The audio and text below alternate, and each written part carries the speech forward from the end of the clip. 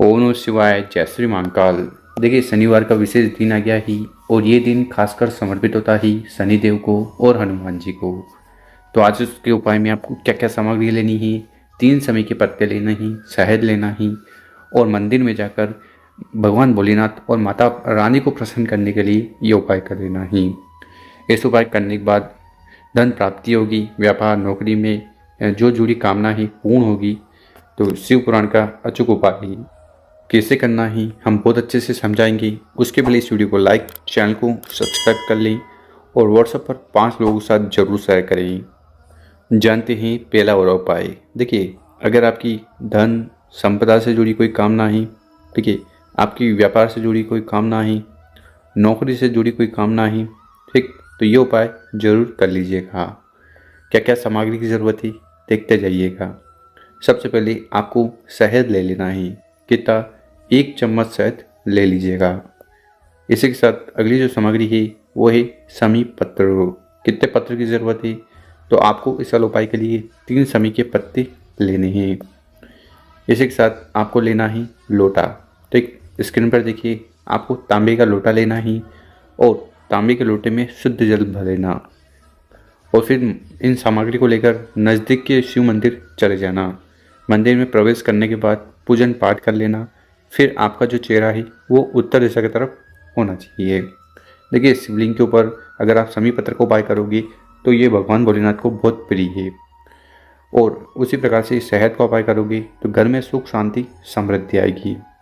तो आपको इस वाले उपाय में करना क्या है, 3 समी के पत्ते बताए हैं, उसमें से पहला वाला समी पत्र उठाना है, उसको जल के लोटे में डाल देना है। उसके बाद धीरे धीरे कर पूरा जल शिवलिंग के ऊपर समर्पित कर देना, पंचाक्षर षडाक्षर मंत्रों का स्मरण करते हुए, और समी पत्र को इस प्रकार से शिवलिंग के ऊपर रख देना। समी पत्र समर्पित कर दिया।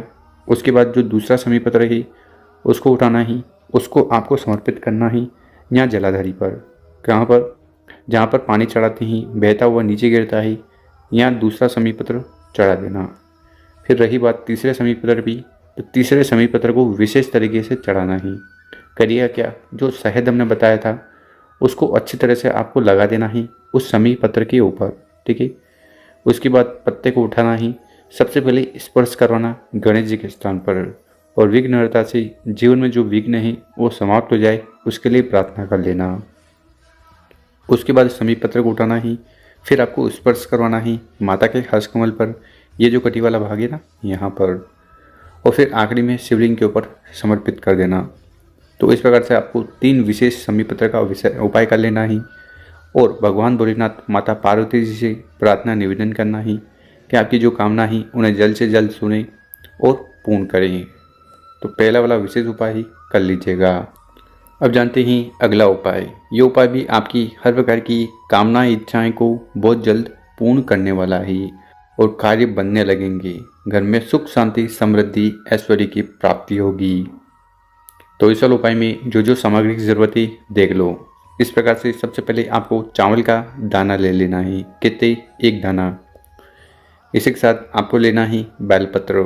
1 बेलपत्र लेना और वो पूर्ण रूप से होना चाहिए, क्योंकि भगवान भोलेनाथ को कोई भी चीज़ खंडित समर्पित नहीं की जाती।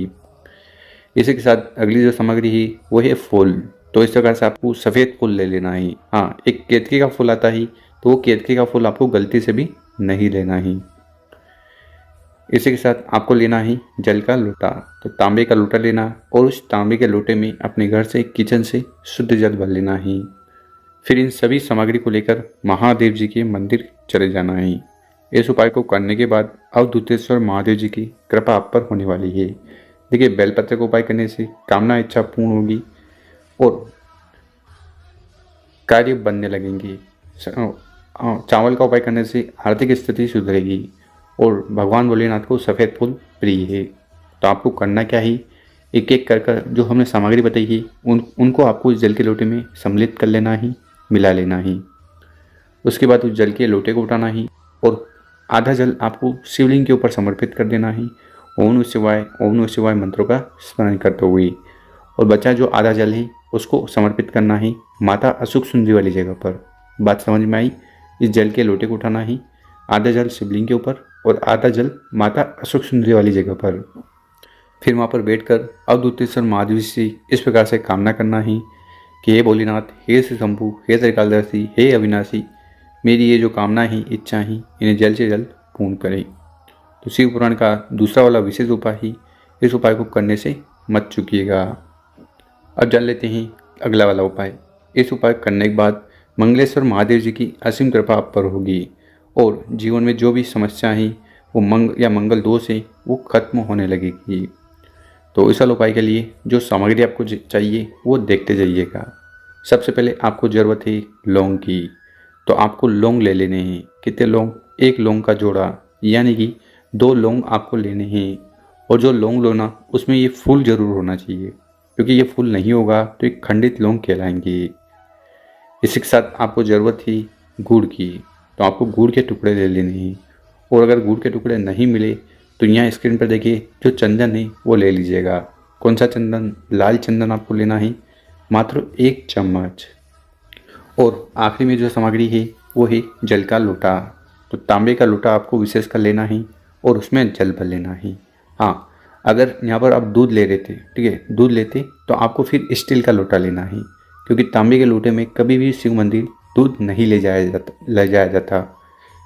और बहुत सारे लोग ऐसे होते हैं जो अपने घर से जल नहीं ले जाते, तो वो शिव मंदिर से भी जल ले सकते हैं।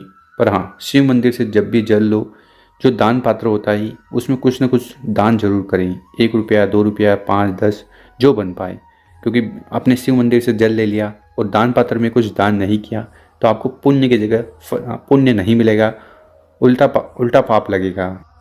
तो आपको अपने घर से जल ले लेना ही और आगे हमने जो भी सामग्री बताई है उनको इस जल के लोटे में सम्मिलित कर लेना। फिर आपको चले जाना ही महादेव जी के मंदिर में। जो भी पूजन पाठ करनी है वो कर लीजिएगा। उसके बाद आपका चेहरा उत्तर दिशा की तरफ होना चाहिए।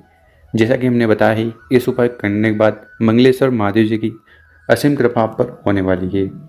तो करना क्या है, जो जल का लोटा है जिसमें आपने सामग्री डाली थी वो जल के लोटे को उठाना ही और धीरे धीरे कर पूरा जल शिवलिंग के ऊपर समर्पित कर देना।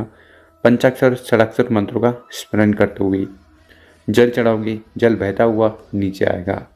इसको रोककर आपको कंठ, मस्तक और नैनों पे लगा लेना ही। फिर शिवलिंग के पास बैठकर मंगलेश्वर महादेव जी से प्रार्थना निवेदन करना ही कि आपके जीवन के सारे दोष, परेशानी, समस्याएं और जो भी बाधाएं हैं उन्हें जल्द से जल्द समाप्त करें और कामना को पूर्ण करें। तो शिव पुराण का बहुत ही अचूक और विशेष उपाय ही तीसरा वाला उपाय जरूर कर लेना। मेरे प्यारे दोस्तों, अगर आपको हमारा जो तरीका है समझाने का पसंद आया हो, वीडियो को 5 लोगों के साथ व्हाट्सएप पर शेयर करें, लोगों की मदद करें। ओम नमः शिवाय, जय श्री महाकाल। मिलते हैं हम आपसे एक और नई वीडियो में।